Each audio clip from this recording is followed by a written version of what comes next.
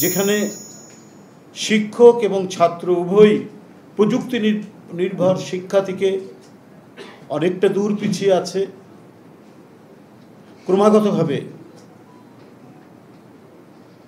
আধুনিক প্রযুক্তির শিক্ষার সাথে আমরা যেখানে তাল মিলিয়ে একই সাথে যেতে পারছি না, তখন কোনো কোনো জায়গায় বিচ্ছিন্ন বিক্ষিপ্তভাবে আমরা মেধার যে স্ফুরণ দেখতে পাই, এটা তো ভাবাই যায় না, এটা কল্পনা করাও অত্যন্ত কঠিন যে হাই স্পিড একটি গাড়ি, রেসিং কার, এটার তৈরি করা যে কি পরিমাণ মেধার চর্চা করতে হয়, যেখানে স্কুল কলেজে প্রযুক্তি নির্ভর জ্ঞান চর্চার যথেষ্ট অভাব রয়েছে, সেখানে তাদের সাধ্যমতো হাতের কাছে যতটুকু পেয়েছে সেটি দিয়েই তারা তাদের যে সক্ষমতা দেখিয়েছে, তাহলে আগামীতে যদি সত্যিকার অর্থেই আমাদের শিক্ষা কার্যক্রম যদি প্রযুক্তি নির্ভর হয়ে ওঠে, আমাদের পাঠ্যক্রমের মধ্যে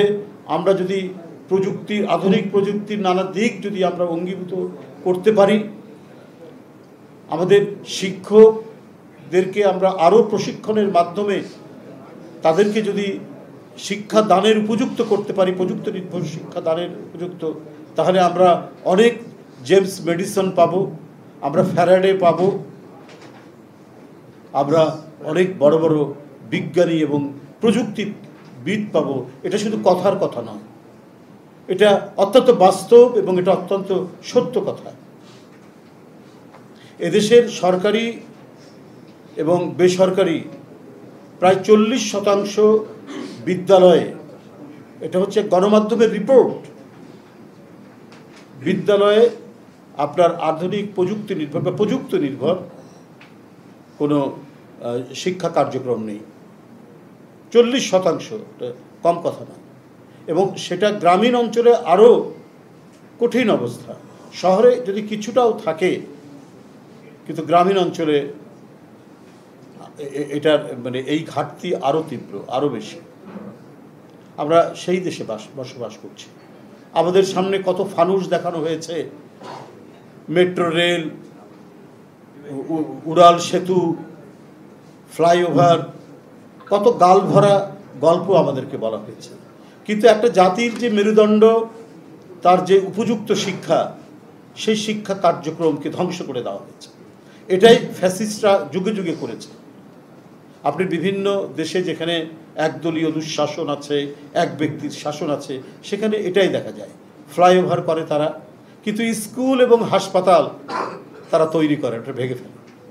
আজকে আপনি গ্রামগঞ্জে যাবেন, আপনি বিভিন্ন ইয়েতে যাবেন, জেলা শহরগুলোতে যাবেন, দেখবেন প্রাইমারি স্কুলের হাল এতই মানে খারাপ অবস্থা। আমি নিজের চোখে দেখেছি।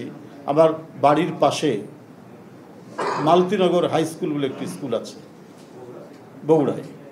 ওই স্কুলের ভিতরে উইপোকার ডিবি হয়েছে এবং এরকম আরও বিপন্ন, বিপর্যস্ত এবং জীর্ণ দশা স্কুল এবং প্রাইমারি স্কুলগুলো। সুতরাং যে দেশে স্কুলের অবকাঠামো এত নিম্নমানের হয়, সে দেশে মানে ছেলেরা, শিক্ষার্থীরা, তারা তাদের মেধা চর্চার সুযোগ পাবে কেমন করে?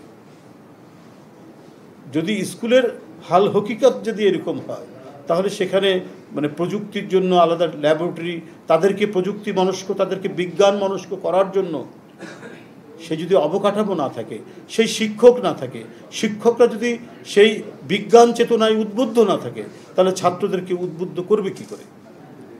আমরা নজরুলের একটা কবিতা, থাকবো না কেউ বন্ধ করে দেখবো এবার জগৎটাকে, এই কবিতা ক্লাস 7-এ পড়েই মানে আমাদেরকে অনেক কিছু উদ্বুদ্ধ করতো যে আমরা বড় হলে বিজ্ঞানী হব আইনস্টাইনের মতো।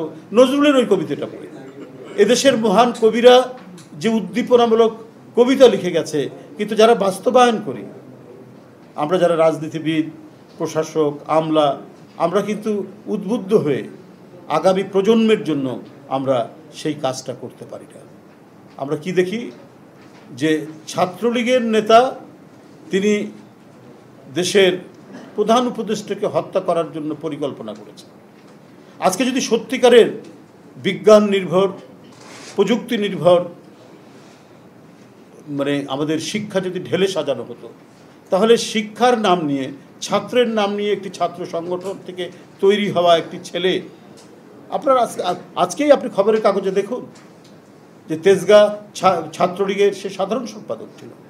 যে ছেলেটি ছাত্রর নাম ছিল, সে দেশের একজন প্রধান উপদেষ্টাকে হত্যা করার একটা চক্রান্ত সে করেছে, এবং সেটার মানে হদিশ পাওয়া গেছে শরীয়তপুর থেকে।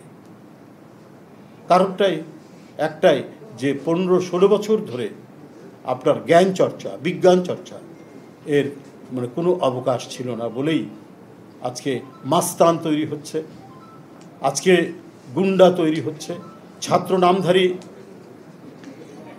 দিয়ে কিভাবে মিছিল ভাঙানো যায়, কিভাবে মিটিং ভাঙানো যায়, এই প্রশিক্ষণ দেওয়া হচ্ছে।